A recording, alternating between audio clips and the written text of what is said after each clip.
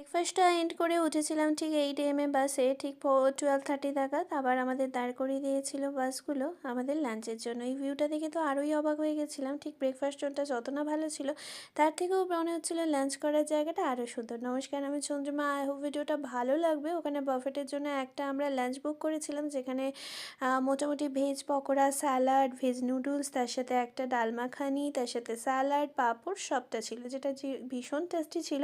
আর তার সাথে একটা চিকেনের এক্সট্রা প্লেটও আমার হাজব্যান্ড নিয়েছিল। বাট এখন তো বুঝতেই পারছো, যেখানেই যাই নিজের খাওয়া দাওয়ার আগে আমাকে মাম্মাকে খাওয়াতে হয়।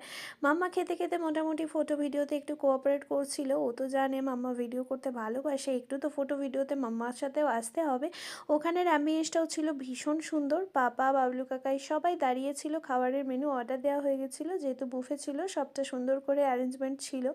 অনেকটা বেশ ভালো সময় কাটানোর পর আমরা বেরিয়ে গেছিলাম। বেরোনোর সময় আমার একটু আইসক্রিম খেতে ইচ্ছে হয়েছিল। ওরা এতটাই কম সময় দিয়েছিল, ঝপাঝপ খাওয়া দাওয়া করে বেরিয়ে গেলাম।